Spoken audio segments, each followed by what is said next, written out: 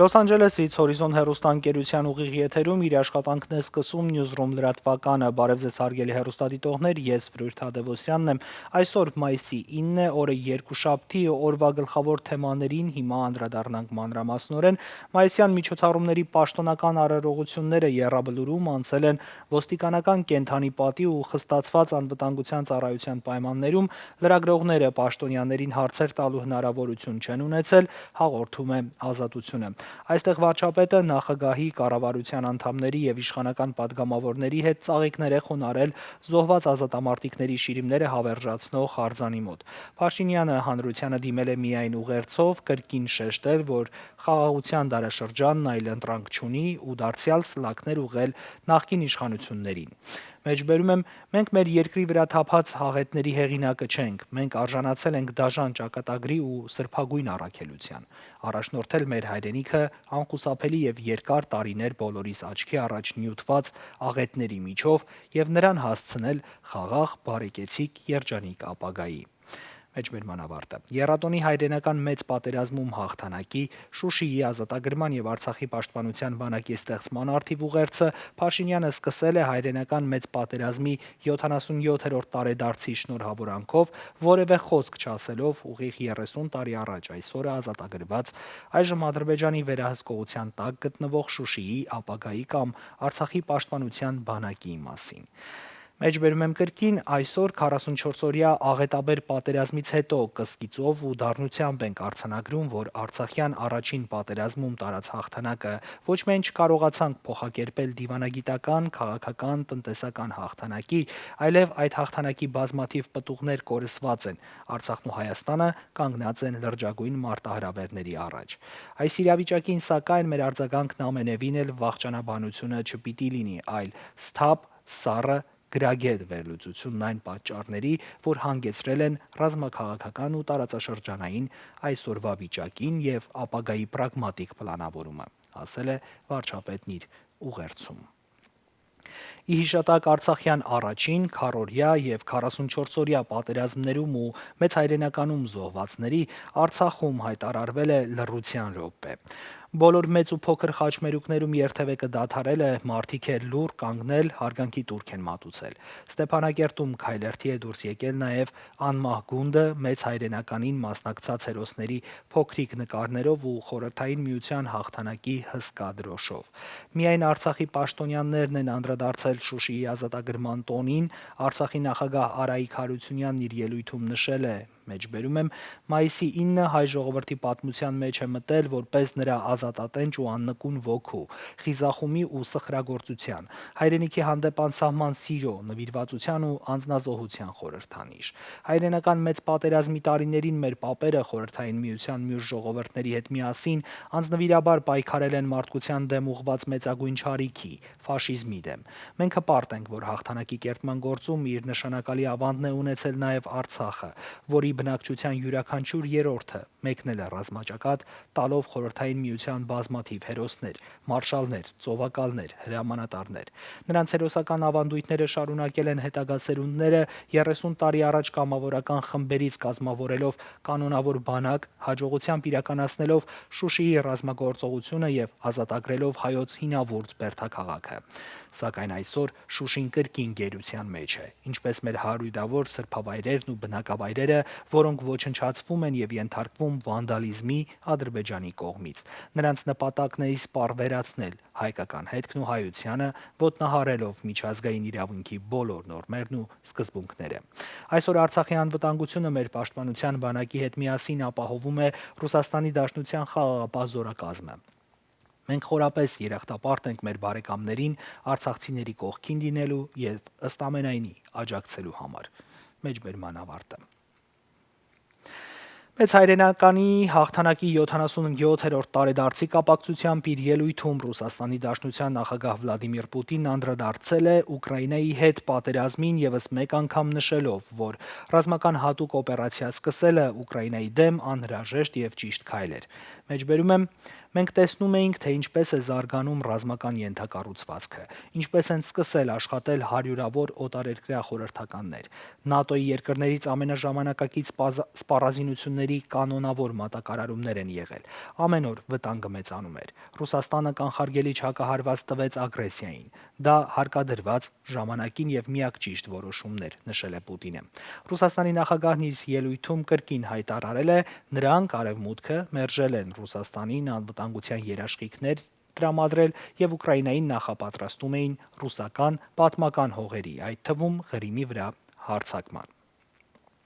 Հաղթանակի օրվան ընթառաջ մի շարք բրիտանական եւ ամերիկյան լրատվամիջոցներ վկայակոչելով հետախուզական աղբյուրներին գրում էին, որ Պուտինը ռուսական բանակի կրած հարաբերական անհաջողությունների պատճառով կարող է պատերազմ եւ մոբիլիզացիա հայտարարել։ Նման հայտարարություններ Ռուսաստանի նախագահը սակայն այսօր չի կատարել։ Միացյալ Նահանգների նախագահ Ջո Բայդենն էլ ստորագրել է Լենդ-լիզի մասին օրենքը, որը դյուրացնելու է զենք, զինամթերք, տեխնիկա եւ ռազմական նշանակության այլ օգնություն Ուկրաինային տրամադրելու գործընթացը, այս մասին հայտարարել է Սպիտակ տան մամլոք հարտուղարի օգնական Էնջելա Պերեսը։ Մեջբերում եմ, ստորագրված է Ուկրաինայի դեմոկրատիայի պաշտպանության Լենդ-լիզի օրենքը, հայտնել է Պերեսը։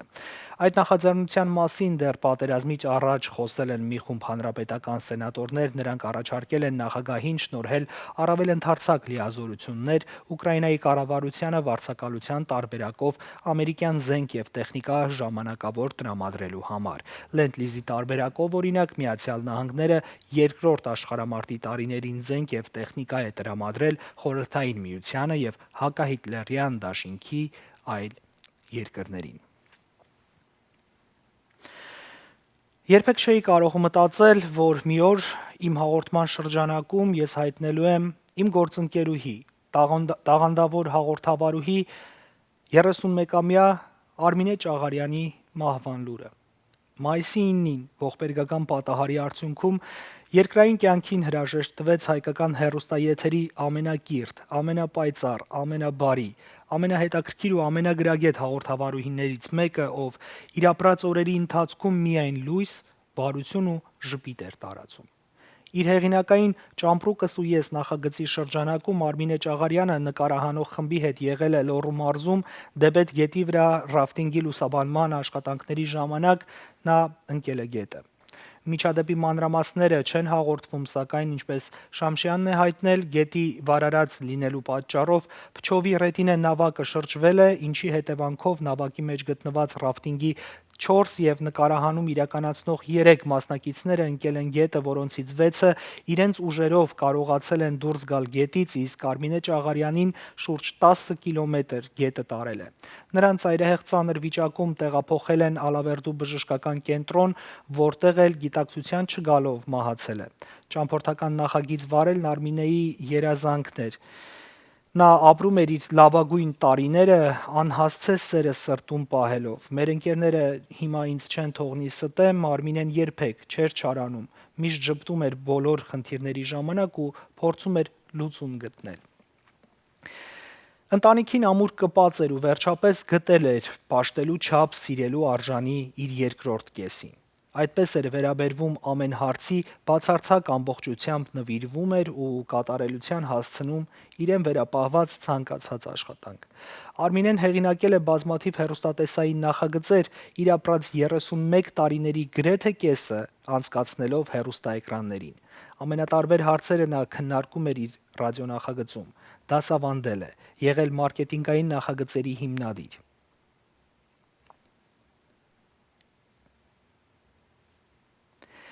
Արմինեի վերջին հրապարակումն Ինստագրամում հետևյալն էր՝ սիրահարված Հայաստանին։ Իր երազանքի «Ճամպրուկս ու ես» նախագիծն էլ մեզանից տարավ մեր սիրելի ընկերոջը, գործընկերուհուն, անսահման կյանքով լեցուն հաղորդավարուհու, ով մարդկային ամենամեծ արժեքների կրողն էր։ Սա Արմինեի վերջին նկարահանումն է։ Նա սեր տվեց, սեր նվիրեց ինչպես եթերից, այնպես էլ իրական կյանքում։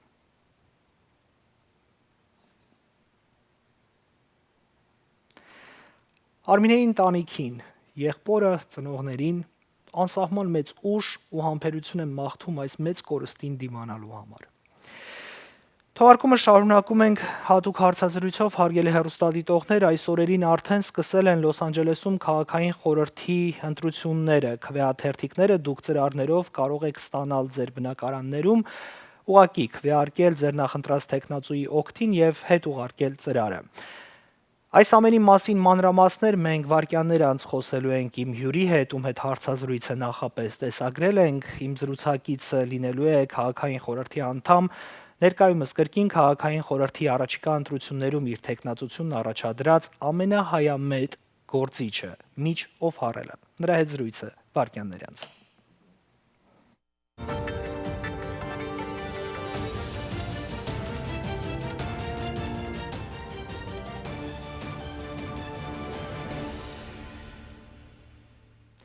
Newsroom-ի թողարկումը շարունակում ենք մեր շուրջը կատարվող իրադարձությունների մանրամասներ ներկայացնելով, հարգելի հեռուստադիտողներ, հունիսի 7-ին Լոս Անջելեսի քաղաքային խորհրդի ընտրություններն են։ Մենք սովորաբար սովոր չենք գնալ ընտրությունների, մենք սիրում ենք, որ մեր փոխարեն որոշումներ կայացնում են մարդիկ, որոնք այնուամենայնիվ մեր փոխարեն չեն ապրում։ Այստեղ շատ կարևոր հարց կա, մեզանից յուրաքանչյուրը պիտի մասնակցի ցանկացած տեսակի ընտրություններին, որպեսզի դրանով հանդերձ կարողանա իր խոսքը ճիշտ բարձրացնել, իր ցանկությունները դնել սեղանին եւ նաեւ իմանալ, թե ումից պատասխանատվություն պահանջի։ Այսօր ես տաղավարում շատ կարևոր հյուր ունեմ Լոս Անջելեսի քաղաքային խորհրդի անդամ, Լոս Անջելեսի քաղաքային խորհրդի այս ընտրություններում եւս ներկայացված Միչ Օֆարելն է իմ տաղավարում։ Good evening and welcome to our newsroom studio. Thank you, Vruir. It's great to be here. Շնորհակալություն, որ այստեղ եք, դուք ներկայացնում եք 13-րդ դիստրիկտը, որի մեջ Little Armenian է, մեր փոքրիկ Հայաստանը Լոս Անջելեսում, եւ այստեղ շատ բնականաբար խնդիրներ կան։ Այսօրվա ընթացքում մենք խոսելու ենք այդ խնդիրներից, մենք անդրադառնալու ենք նաեւ այն կարևոր ձեր կողմից իրականացված ծրագրերին, որոնք աջակցության մեծ ծրագրեր էին հայերին, այս հատվածում ապրող հայերին եւ ոչ միայն նաեւ հայ ժողովրդին, ծրագրեր, որոնք վերաբերվում են մեր ազգային անվտանգությանը, մեր իրավունքների պաշտպանությանը եւ նմանատիպ այլ հարցեր, նախքան զրույցը սկսել ուզում եմ ձեր տրամադրության մասին իմանալ, ինչպես են ընթանում այս օրերը, ինչ աշխատանքներ եք տանում եւ ինչպես եք տրամադրված առաջիկա ընտրություններին։ We knew when the pandemic hit that income in many instances across the district would come to a complete halt, that businesses would shut down, that paychecks would stop coming, and that renters would be in real trouble. And so my office, we reprioritized everything, all of the discretionary funds that we had, and just focused on keeping people fed and housed. So in my district, we created a $1 million fund for rent subsidies for Council District 13 residents. We then worked with other offices to create a subsidy for utility bills. We entered into all sorts of arrangements for food distribution, one that comes out of my office to this day every month, and other programs just focusing on making sure that people could pay their rent and stay housed. We also created a fund specifically for small businesses because we knew that they were going to be hard hit, retail, restaurants, etc. So we created $5,000 subsidies for small businesses. And all of the programs that we created in my district, we took citywide across the whole city of LA. And a lot of the benefit went to Little Armenia because we knew that financially individuals and families would struggle during the pandemic. So I feel that the work that we did on the city council and the leadership that I exhibited has really staged us for a good, healthy recovery here in Los Angeles. Դա արդեն միանգամից, քանի որ պարոն Օֆարելն անցավ ծրագրերին, նաև այս կտրվածքով հարգելի հեռուստադիտողներ ուզում եմ ներկայացնել, որ Լոս Անջելեսի քաղաքային խորհրդում 2013 թվականից սկսած արդեն Միչ Օֆարելը բավականին մեծ ներգրավվածություն է ունեցել հայկական հարցերի աշխատանքներում եւ նրա հիմնական ինչ որ պատասխանում էր հարցին, հիմնական մոտեցումներից մեկը եղել է նաև մտահոգությունը հայ համայնքի համար պանդեմիայի օրերին, երբ ֆինանսական աջակցության ծրագրեր են իր գրասենյակը ծրագրեր է հիմնադրել հենց 13-րդ դիստրիկտում եւ ոչ միայն այս շրջանում տարածաշրջանում բնակվող Լոս Անջելեսա բնակների համար ու այդ օգնությունը բավականին մեծ աջակցություն էր մեր հայրենակիցներին։ Պանդեմիայի օրերը ծանր էին բնականաբար, որոնք չի կարելի ամբողջովին ավարտված համարել։ Ընթացիկ ծրագրեր կան, որոնք հիմա գործում են եւ մեր հայրենակիցները եւս կարող են օգտվել։ One thing we're working on that's very important is the first-time home buyers no interest loan for a down payment. So you can learn more about that by contacting my office. That's going to be a citywide effort as well. We want to help first-time home buyers come into the market. And then just the production of covenant affordable housing. Since I've been in office, we've built thousands of units of very low-income housing because in the district we have a lot of renters, and so we have to provide housing. We know that families are still struggling coming out of the pandemic, so these protections we want to keep going as long as we can. I'm happy to report that the unemployment rate is dropping very quickly, so people are coming back to work. So we need to keep these programs going for as long as we can until the economy fully recovers. We're building shelter and permanent housing and bringing more people off of the streets and out of their tents on sidewalks indoors as well. And that's a quality of life multiplier. We need to get people indoors, and we need to make sure our public rights of way are safe, clean, and secure. So we also have the subsidy that I mentioned for utilities, and that program is ongoing as well. So people can receive subsidies just to help pay for their trash service and keep the lights on and keep the water running. And that is an ongoing program. And then also working with the state. The state is offering some of these subsidies. So we're really working across all jurisdictions. And that's been very important in the pandemic. We all have to pull together when the times get tough. I'm really proud that in Los Angeles, we have the most robust protections as it relates to the pandemic of any city in the United States. So I'm very proud of that work, but we have to stay vigilant so that we can make sure and leave no one behind. Նրանց համար, ովքեր հայերենի կարիք ունեն, կարճի որպեսզի ներկայացնեմ միտքը հետևյալն էր, որ այս պահին ընթացիկ ամենակարևոր ծրագրերից մեկը գրասենյակն աշխատում է առաջին անգամ սեփականություն ձեռք բերող մարդկանց համար առանց որևէ տոկոսադրույքի նախնական գումարը տրամադրելու ծրագրի շուրջ, որը կարծում եմ ապագայում կլինի։ Նաև շատ կարևոր է, որ այս պահին ակտիվ աշխատանքներ են տարվում անօթևանների հարցերը լուծելու համար, ու մեկ այլ կարևոր կետ, որը նշում է ու որի հետ ես իսկապես համաձայն եմ, այն էր, որ Լոս Անջելեսն առհասարակ ամբողջ Միացյալ Նահանգներում ամենահրատապը, ամենաարագը եւ ամենաբազմակողմանի արձագանքը ներկայացրեց, ցույց տվեց իր քաղաքացիների ու բնակիչների համար պանդեմիայի ամենածանր օրերին։ Հատկանշական է, որ դուք անդրադարձաք անօթևանների հարցին, մի քիչ ավելի պատմական էքսկուրս եթե կատարենք ու հետ նայենք պատմությանը, Little Armenia-ի տարածաշրջանը ու նաև Լոս Անջելեսը առհասարակ ավելի բարեկեցիկ ու ավելի մաքուր, ավելի ապահով քաղաք էր, քան հիմա է։ Հիմա մենք տեսնում ենք բազմաթիվ անօթևանների ու ընդ որում սա խնդրահարույց չէր լինի, եթե վտանգավոր անօթևանների թիվը եւս չաճեր։ Այստեղ կա թմրանյութերի օգտագործման վտանգը, կան ալկոհոլի օգտագործման վտանգը եւ առհասարակ այս տարածաշրջանում կարծես թե ապրելն է դարձել նաև վտանգավոր, համենայն դեպս նմանատիպ մտահոգություններ մեր հայրենակիցները ունեն, բայց նաև պիտի շեշտեմ, որ այս տարածաշրջանում են գտնվում հին հայկական գաղթօջախի դպրոց, եկեղեցի, մեր հորիզոն հեռուստաընկերությունն է նաև այստեղ գտնվում, այսինքն սա ժամանակին ակտիվ, ծաղկուն հայկական տարածաշրջան էր Little Armenia-ն, որտեղ ապրելը բոլորի համար մեծ ցանկություն էր։ Ինչու դա փոխվեց։ Ինչու է հիմա այսքան ավելացել անօթևանների խնդիրը ու անվտանգության հարցը։ So during the pandemic, there was no enforcement anywhere in the city of encampments, and they were allowed to proliferate. At the same time,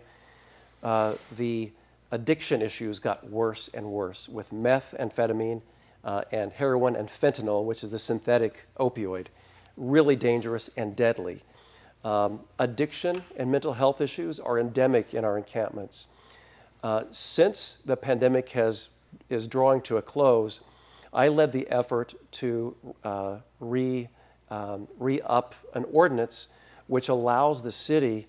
to regulate the public rights of way once again. And so we're focusing on the sensitive areas: schools, religious institutions, senior centers. And in the 13th district, because we've stood up so much temporary shelter and bridge home projects and all sorts of the whole spectrum of housing solutions, temporary and permanent, we're getting more people indoors. We know that the sidewalks are not safe. They're not safe for people who are homeless and left to their own devices to live and die in squalor. They're not safe for housed residents who need to have sidewalks that are accessible. And so I'm a big believer in regulating the public right-of-way as we bring more people indoors. It's really important because most of my challengers don't believe in any enforcement or regulation of the public right-of-way. I do. And we're having successes from Echo Park, where we brought the lake back, where we shut that operation down and we brought everyone indoors, and we reopened the lake and the park a year ago, and it's been safe, clean, accessible, and secure since then. And then in Hollywood, where a month ago we housed 31 people around the YMCA, where those sidewalks had been teeming with just drug-infested encampments, those are all gone now, and all those folks have a pathway to wellness now. And those are the templates that we're taking across the district, which will reduce homelessness and keep our public rights of way safe. Public safety is everything. It's the most important thing that we can support in order to have a quality of life. And it's no different in Little Armenia than anywhere else. It's a priority of ours, and we are making progress, and we'll continue to do that. And I think that's a really important value to have for an elected official, to exhibit the courage and understand that his or her constituents need to feel safe. There's nothing more important. And I have partnerships with the Los Angeles Police Department, Hollywood Division, Northeast Division. They're my friends. So we work with the police department, and we bring together community groups with the police, introduce to the senior lead officers, the captains at our police divisions. And I also have, at the same time, an unarmed response pilot program in Hollywood, where outreach practitioners will respond to someone who's homeless instead of an officer, so that the police can just focus on keeping neighborhoods safer. We know that crime is up, and I also know that most of my opponents want to abolish the police, which is really irresponsible and naive and dangerous. So I'm a big believer in public safety, and you don't make neighborhoods safer by abolishing the police. That's nuts. Այդ հատվածին մենք դեռ կանդրադառնանք, խոսքի առաջին հատվածը ուզում եմ հիմա ներկայացնել մեր հեռուստադիտողներին։ Միջ Օֆարելը ասում է, որ կիսում է այդ մտահոգությունը եւ անօթևանների հարցը կարգավորելու համար այդ խնդրին անդրադառնում են պարբերաբար, նաեւ համագործակցելով պետական այլ կառույցների, մասնավորապես նաեւ ոստիկանության հետ։ Այս պահին գործում է պիլոտային ծրագիր, երբ արագ արձագանքման մեխանիզմ է փորձարկվում, ինչը շատ կարեւոր է, ու նաեւ մի քանի ծրագրի մասին նշում զրուցակիցս, երբ անօթևաններին կացարաններ տրամադրելու ծրագրեր, որոնք իրականացվում են։ Այս ամենի մասին խոսելիս, հարգելի հեռուստադիտողներ, շատ կարևոր է, որ դուք նաև իմանաք, որոշ թեկնածուներ ու առհասարակ Լոս Անջելեսում քննարկումներ ընթանում են ոստիկանության բաժանմունքը ֆինանսավորումից զրկելու քննարկումներ։ Դրանք ընթանում են եւ կան, եւ այդ խոսակցությունները մի քանի տարի է արդեն գոյություն ունեն, բայց շատ հատկանշական է, որ զրուցակիցս նշում է ոստիկանությանը ֆինանսական միջոցներից զրկելով անվտանգային հարցերը բավականին արդեն խորանում են, ու այստեղ է, որ իր պատրաստակամությունն է հայտնում հակառակը էլ ավելի ուժեղացնելու ոստիկանությանը, ովքեր մենք բազմաթիվ օրինակներով տեսնում ենք, թե ինչ կարևոր աշխատանք են կատարում քաղաքի անվտանգությունը ապահովելու։ այստեղ այս հարցին հիմա ուզում եմ մենք ավելի մանրամասն անդրադառնանք։ Մենք տեսանք, որ առանձին խնդիրներից ու տարբեր պատճառներ մեջբերելով ոստիկանությանը ուզում են զրկել ֆինանսական միջոցներից։ Ձեր վերաբերմունքը այս հարցին շատ կարևոր է եւ հատկանշական է, որ բացի այն, որ դուք դեմ եք այդ երևույթին, նաեւ ուզում եք ավելի մեծ հնարավորություններ տալ ոստիկանությանը։ Միայն ոստիկանությունը կարող է ապահովել քաղաքի անվտանգությունը եւ արդյոք անվտանգային հարցերում այլ կառույցներ կան, որոնք հետաքրքրված են համատեղ ծրագրեր եք փորձում մշակել եւ իրականացնել ընդհանուր քաղաքի անվտանգությունն ապահովելու համար։ Only the Los Angeles Police Department can provide a safety net in all of our neighborhoods across the city. That is what they're there for, to protect and to serve. That is their mission. I'm happy to say that in this year's budget proposal, it's an 8.5% increase, which is absolutely appropriate. And all of the rank and file and the leadership in the police department feel that they can work with that and get back to hiring the 760 officers that we need to bring back to meet attrition goals, and also do some of the advancements in technology that we have to make our police force more efficient. I wholeheartedly support that. On the other side, my challengers want to defund the police and have taken a pledge not to ever hire another police officer. Now, we lose anywhere from 500 to 800 police officers a year to retirement or attrition. So if we never hired another police officer, within 5 or 10 years, we'd have no police force left. So this pledge of never hiring another officer, again, it's reckless, it's dangerous. So instead of making the community and the city safer, they would just leave everyone up to their own devices. And I'll give you an example of how reckless that is. A couple of weeks ago, someone tried to put on an illegal rave in my neighborhood. And there were 300 underage kids, 20s and then younger, underage, who showed up in an abandoned, burnt-out building with recreational drugs and narcotics being passed out. And because the police got a tip, the police showed up and shut it all down by 11 p.m. The neighborhood suffered some vandalism from the folks who had just showed up, but without the police, that would have continued to happen. And God only knows what would have happened to those underage kids who were having hallucinogenic drugs passed out to them. So when someone tells me the police don't make sense to have, who's going to keep our neighborhoods safe? Who's going to lead in deterring crime and keeping bad things from happening? It's a naive and dangerous position. So yes, we need to increase the size of the force. We need to exert more oversight so that we hold the police department accountable, just like we do all other departments. And that's the work of a city leader, of a city council, and that's the work that I do. You can hold your friends accountable, and they are my friends. Մի քանի բառով եւս մեկ անգամ ներկայացնեմ, շատ կարեւոր մի կետ է նշում զրուցակիցս, ներկայացնելով առանձին օրինակներով ցույց տալով, թե անընդհատ հորեցօր ավելացող թմրանյութերի կիրառման պարագայում ու դրանից բխող հանցագործությունների ավելացման պայմաններում եւ առհասարակ վերջին շրջանում նաեւ մենք բոլորս տեսնում ենք հանցագործությունների պարբերական ավազակային հարձակումների եւ թալանի, գողության, առանձին դեպքերի բազմաթիվ դեպքերի մասին ենք մենք լսում եւ այս պայմաններում ոստիկանությանը ֆինանսավորումից զրկելը զրուցակիցս բավականին լուրջ խնդիր է համարում Միջ Օֆարելը շեշտում է որ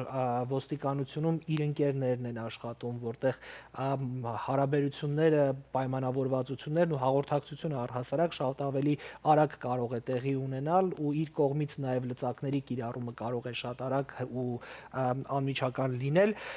Ինչի հետ բնականաբար ես համաձայն եմ, մենք տեսնում ենք Գլենդել քաղաքի օրինակը, որը համարվում է Միացյալ Նահանգների 10 ամենաապահով քաղաքներից մեկը եւ այնտեղ եթե մենք չխոսենք թվերից ու չխոսենք որևէ այլ ֆինանսական անցուդարձերից, ուղղակի ոստիկանության ներկայությունը արդեն իսկ բավականին լուրջ զգաստություն է առաջացնում հանրության շրջանակում։ Սա պարզապես օրինակ է։ Ու քանի որ Little Armenia-ն նաև տեղակայված է Լոս Անջելեսի ոչ այնքան բարվոք վիճակում գտնվող հատվածում, այնուամենայնիվ կարելի է փաստել, որ այստեղ ոստիկանության դերը շատ ավելի բարձր է։ Մեկ այլ խնդրի եմ ուզում անդրադառնալ, սրան զուգորդելով հետաքրքիր օրինակ, միջ օֆարելը հարգելի հեռուստադիտողներ, բավականին երկար տարիների ընթացքում ներգրավված է հայկական հարցերի մի շարք ոգևորող այսպես իրադարձություններում, որոնք մենք գիտենք, բայց չգիտենք նրա ներկայացվածության մասին։ Հիմա մենք մանրամասներ կխոսենք, այստեղ կարևոր հարց եմ ուզում ներկայացնել, նախքան ծրագրերի մասին խոսելը ինֆորմացիայի, հաղորդակցության կարիք կա ու հատկապես օրինակ նույն Little Armenia-ի շրջանակում, երբ մեր հայրենակիցներից շատերը անգլերեն ինֆորմացիան ստանալու եւ հասկանալու խնդիր ունեն, մեր սեփական փորձը ցույց տվեց, որ շատ արագ կարելի է կապ հաստատել պատասխանատու մարմինների հետ եւ այդ ինֆորմացիան հասցնել լսարանին։ Ես գիտեմ ձեր կենսագրությունը որպես լրագրող, ես գիտեմ ձեր աշխատանքը որպես մասնագետ, ով ուսումնասիրել է դա, բայց ցավոք սրտի այս ամբողջ ընթացքում կատարած ձեր աշխատանքը զուտ անձնավորված որպես միջ օֆարել մեր հայրենակիցներից շատերը թերևս չեն լսել։ Ինչպես կազմակերպենք հաղորդակցության հարցը եւ ինչպես հաղթահարենք խոչընդոտները։ Կա արդյոք ապագայում հեռանկար, որպեսզի հայկական հայոց լեզվով ինֆորմացիան այնքան հասանելի լինի, որքան իսպանախոս համայնքի համար է։ Այստեղ ամեն ինչ անգլերեն եւ իսպաներեն է։ Կա արդյոք ապագայում տարբերակ եւ հնարավորություն հայերենը եւս ունենալ։ So I have Armenian speaking staff, Armenian staff. And so we communicate in many languages, including Armenian and Russian. And so both in the field and at City Hall. Now, I do an e-blast, a newsletter online twice a week. George Hakopians is my deputy for East Hollywood, and he stays in touch with so many Armenian residents that I represent. And Star Parsamian is my legislative director at City Hall. So we really do have a wide net of communication with all the local organizations here in Little Armenia. And go through Armenian television and media channels as well. I will sometimes show up and speak at some of the telethons, and when there's an event that's Armenian focused, I will appear for interviews. And then every year we help organize the march, the genocide march on April 24th. I've never missed one. Well, that's not true. I was out of town last year, but I've been at every single one. And so we're out in the community all the time. I'm out in the community a lot. And communication is always an aspiration. We could always do better. But I invite anyone listening to call my office anytime, and you will get to speak to someone in Armenian. And that phone number at my field office is 213-207-3015. Again, that's 213-207-3015. And I encourage any constituent, regardless of language barriers, to call my office anytime. 2022 թվականին դուք Փոլ Գրիգորյանի հետ ապրիլ ամիսը ցեղասպանության ճանաչման, կանխարգելման ու դատապարտման ամիս եք հռչակել, նաև ինքնուրույն մեծ աշխատանք եք կատարել այդ հարցում, նաև ձեր կատարած աշխատանքները ուսումնասիրելիս ակնհայտ երևում է ձեր մասնակցությունը դեռևս թուրք-ադրբեջանական տանդեմի կողմից Արցախի վրա հարձակումից անմիջապես հետո Ամերիկայում կոնգրեսում ու առանձին պետական կառույցներում որոշումների բանաձևերի ընդունման աշխատանքներում ձեր գործուն մասնակցությունն էլ ունեցել եք։ Ուզում եմ այս առանցքով եւս մի քանի բառով ներկայացնեք, թե ինչ ծավալով եք ներգրավված հայկական հարցի Միացյալ Նահանգներում հայկական հարցի շուրջ ընթացող գործողություններին ու իրադարձություններին եւ ձեր անձնական մոտիվացիան այս պարագայում որն է։ Ինչու եք այսքան լավ ու բարյացկամ տրամադրված հայ համայնքի եւ հայ ժողովրդի նկատմամբ։ Կա պատճառ եւ մոտիվացիա։ Yeah, we're very involved in the recognition and the elevation of the issue of genocide in the 13th District, how it's affected Little Armenia and Armenians everywhere. We're at a real inflection point across the planet where people are challenging the very realities of our history collectively. And if you start denying the past and atrocities and genocides of the past, then we're headed for a really dangerous world. And I am a big believer in elevating the Armenian genocide. So that's why I led on the efforts of creating the whole month of April as Genocide Awareness Month. We led in creating the very first city sign anywhere that has the word genocide on it, Armenian Genocide Square at Hollywood and Western back in 2015. In the gateway sculpture that we're building on Hollywood Boulevard at the 101 exit north to the boulevard, that is making sure that Armenian culture never gets erased. It's making sure that genocide cannot erase history, it cannot erase a people, it cannot erase a culture. So that's why these cultural elements will be celebrated in that permanent marker in the heart of Little Armenia right here in Hollywood. These things are very important to me. Someone who is of Native American heritage, Native Americans in North America have suffered their own genocide. And that is a human stain. And it's going to take every generation to remind the whole world to never forget these atrocities and to do everything we can to prevent them from happening again. And I was very involved in the awareness and the press conference that we had with the new invasion of Artsakh back in the late summer, early fall of 2020. I want to stand every time I can against brutality and atrocity and violating our freedoms and our right to exist. That's wrong. We all have to stand for something, and that's about the best thing you can stand for. Շնորհակալ եմ, միջոֆարը պատմում է, որ ունենալով բնիկ ամերիկացու արմատներ իր համար անձնական մոտիվացիա է նաև արդարության մասին խոսել հենց Ամերիկայում, որովհետև հայոց ցեղասպանությունը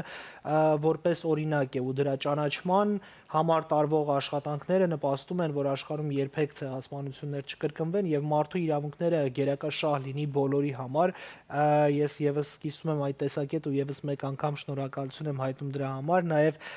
առանձնակի հպարտությամբ նշում է իր նախաձեռնության մասին, որի աշխատանքները հիմա տարվում են, խոսքը հոյակերտ քանդակ տեղադրելն է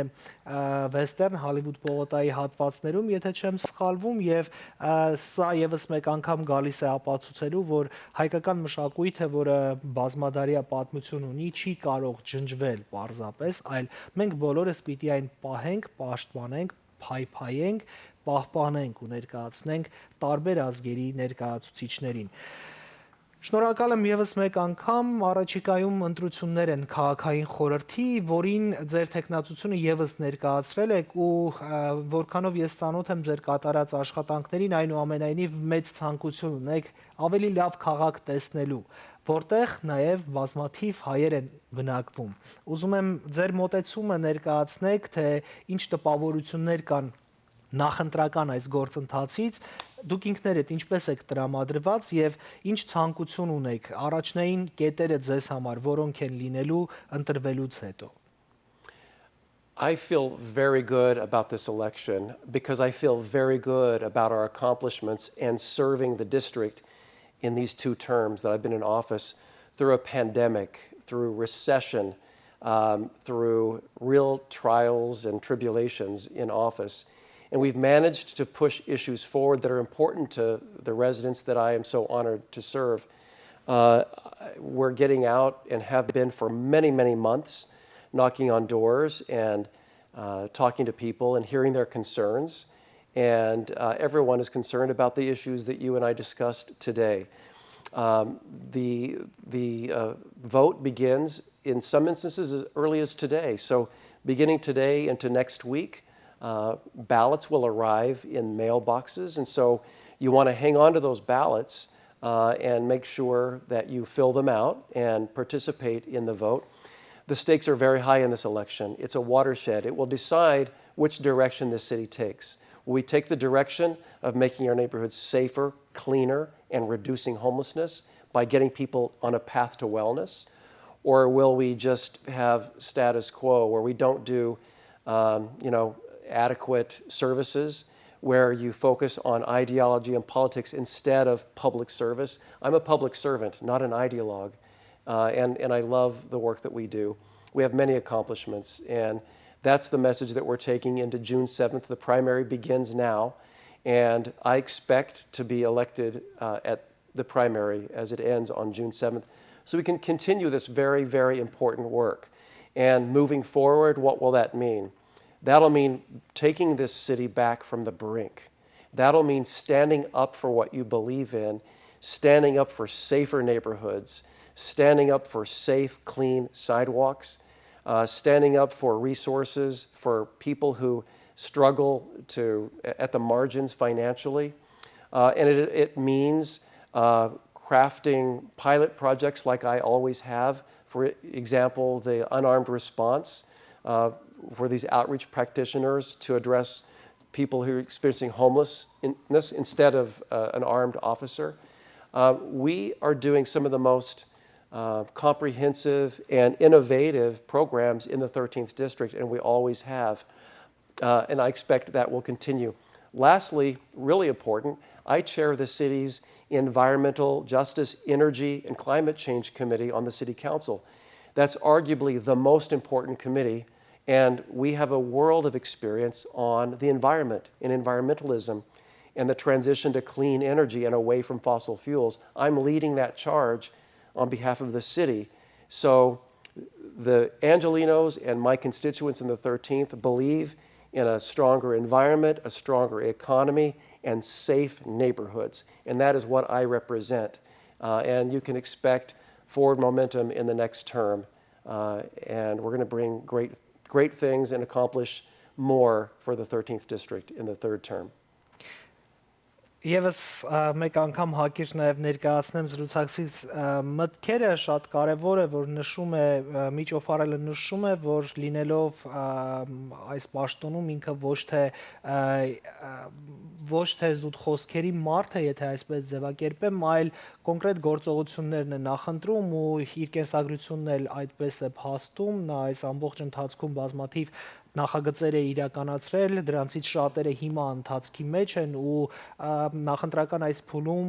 այցելելով, դռնեդուռ այցելելով Լոս Անջելեսի բնակիչներին, այդ թվում նաև մեր հայրենակիցներին, հիմնականում այդ մտահոգություններն են լսել, ինչի մասին այս օրվա ընթացքում մենք խոսում ենք հարգելի հեռուստադիտողներ եւ միջոֆարելն շեշտում է, որ եթե դուք մասնակցում եք ընտրություններին, ապա կոնկրետ գործողությունների համար եք մասնակցում, այլ ոչ թե խոսքերի, ինչը ես իսկապես գնահատում եմ, այս պարագայում շատ կարևոր է քաղաքի անվտանգությունը, որի մասին մենք խոսեցինք, տնտեսական զարգացումը, որի մասին կրկին խոսեցինք, էկոլոգիապես մաքուր միջավայրի ստեղծումը, որի մասին զրուցակիցս մանրամասներ ներկայացրեց եւ շատ կարևոր է, որ այնուամենայնիվ մենք քաղաքային խորհրդի կազմում կունենանք հայկական հարցերի գիտակ, գործիչ, որը եւս մեկ անգամ բազմաթիվ գործընկերների հետ այնուամենայնիվ կլինի մեր կողքին, մեր նախաձեռնությունների ժամանակ։ Ցավոք մեր ժամանակը սպառվում է, եւս մեկ անգամ ուզում եմ մեր հեռուստադիտողների համար շեշտել եւ նշել, այս օրերին մեր հեռուստադիտողները ստանում են քվեաթերթիկներ սովորական փոստային ծառայության միջոցով, ծրարով դուք ստանում եք քվեաթերթիկները հարգելի հեռուստադիտողներ, անպայման ձեր ընտրությունը կատարեք եւ այսօրվա մեր եթերը ոչ թե դուք ընկալեք որպես ուղղորդում թե ում ընտրեք, այլ ձեզ համար նաեւ բացահայտում։ Ընտրություններին մասնակցելը կարեւոր է։ Բնականաբար մենք սատարում ենք մարդկանց, ովքեր իրենց աշխատանքով ու գործնական քայլերով ապացուցել են, որ մեր հայրենակիցների կողքին են, մեզ օգնելու են ու աջակցելու են։ Եվ ընտրությունների վերաբերյալ ինչ որ բան, եթե կցանկանաք մեր հեռուստադիտողներին հիմա ասել, համեցեք։ About the elections, no, just vote. It's important. And when you are choosing who to vote for mayor, my recommendation is support the candidate that you feel will keep Los Angeles safe and keep us on a strong road to recovery economically. And the mayor that you feel will bring more unhoused people inside. And so there is a reduction in homelessness in Los Angeles. And when it comes to the city council, I do hope you'll support me because I think you know where I stand on the issues. I love this community. I love the 13th District. I go back 40 years. I know the neighborhoods and care more about the 13th than anyone else in this race, and I guarantee you that. My love for Los Angeles runs deep. We all love Los Angeles, and we want to bring the city back, and we're going to do that together. So I hope to have your support, and I want to thank you, Vruir, and everyone listening, and I'll just close with Shnor HaKalatzion. Thank you so much for everything. Thank you. Thank you. Շնորհակալություն նաև մեր հեռուստադիտողներին, ովքեր հետևում էին իմ զրուցակիցը քաղաքային խորհրդի անդամ ու նաև առաջիկայում քաղաքային խորհրդի ընտրություններին թեկնածու Միջ Օֆարելներ։ Ընտրությունները հիմա արդեն ընթանում են, հարգելի հեռուստադիտողներ, դուք փոստային ծառայությունով ստանում եք քվեաթերթիկները, կարող եք միանգամից նշումը կատարել եւ հետ ուղարկել, այդպես շարունակվելու է մինչև հունիսի 7-ը, դա վերջնական ընտրությունների օրն է։ Այս պահի համար այսքանը, ես ձեզ հրաժեշտ եմ տալիս, ստուդիայում աշխատեց Վրուիր Թադևոսյանը, հեռարձակման վահանակի մոտ Լևոն Մարտիրոսյանն էր։ Առաջիկայում Newsroom-ի թողարկումները եթերում կլինեն հատուկ արտակարգ ռեժիմով, դուք կարող եք հետևել Newsroom-ի հատուկ հարցազրույցների շարքին, մենք օրվա լրահոսի մանրամասն ամփոփումներով հանդիպելու ենք արդեն Հայաստանից։ Մնացեք խաղաղությամբ, մինչ հանդիպում։ Ուշադրություն։ Հատուկ ակցիան նրանց համար, ովքեր ուզում են հայկական հեռուստաալիքներ դիտել անվճար։ Զանգահարեք 818 240 0600 հեռախոսահամարով, օգտագործեք Horizon պրոմոկոդը եւ Connect to ընկերության աշխատակիցները ձեր բնակարանում կտեղադրեն հատուկ թվային սարքեր։ Բոլոր հայկական հեռուստաալիքները անվճար։ Շտապեք, ակցիան կարճաժամկետ է։ Եթե ունեք պրոթեզավորման կամ իմպլանտացիայի խնդիր, ունեք հեռացված ատամներ եւ դժվարանում եք ծամել, ապա դիմեք Alpha One Dental 818-450-5000 իմպլանտների տեղադրում, իմպլանտներով պրոթեզների ստաբիլիզացիա, ինչպես նաեւ գեղեցիկ ատամնաշար ընդամենը 1 օրում all-on-4 մեթոդով 818-450-5000 Alpha One Dental-ում օգտագործում են շվեյցարական իմպլանտներ, կլինիկայում աշխատում են բարձրակարգ եւ հմուտ մասնագետներ, խոսում ենք հայերեն, անգլերեն, պարսկերեն եւ ռուսերեն Alpha One Dental 818-450-5000 Նորաբաց Աթինա ռեստորան, հունական անկրկնելի խոհանոցի սիրահարների համար, համեղ ծովամթերք եւ ավանդական այլ հայտնի ուտեստներ, որոնք պատրաստվում են Հունաստանից հրավիրված շեֆ խոհարարի կողմից։ Աթինա, հունական շնչով եւ միշտ ուրախ տրամադրությամբ, համեցեք եւ ձեր հաճելի եւ համեղ ժամանցը ապահովված է։ Սեղաններն ամրագրեք նախորոք 818-967-5300 Աթինա ռեստորան, որտեղ միշտ ուրախ են թե ձեր ընկերական, թե ընտանեկան այցերին։ Մոնտաժ բյութի սրահն առաջարկում է մարմնի եւ դեմքի կատարելիության նոր սերնդի միջոցներ։ Իվոք մաշկի երիտասարդացում, դեմքի ընդգծում եւ կրկնակզակի հարթեցում գերժամանակակից RF տեխնոլոգիայով առանց վիրահատական միջամտության։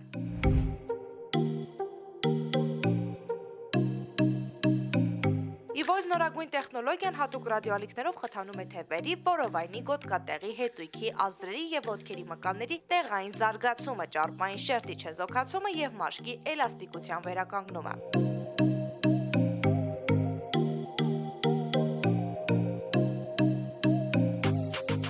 Արդյունքն ակնհայտ է ու տեսանելի։ Մեզ մոտ գործում է նաեւ ֆինանսավորման հատուկ համակարգ։ Ընդգծեք ձեր գեղեցկությունը հիմա, վճարեք հետո։ Մոնտաժ բյութի սրահ։ Ժամադրության համար զանգահարեք 424 527 9981։ Խորհրդատվությունն անվճար է։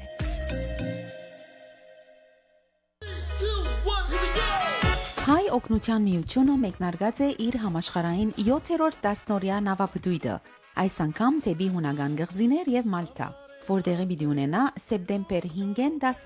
15 2022 թվական։ Մասնակցությամբ սիրված երգիչ Էլի Բերբերյանին եւ իր նվագախումբին։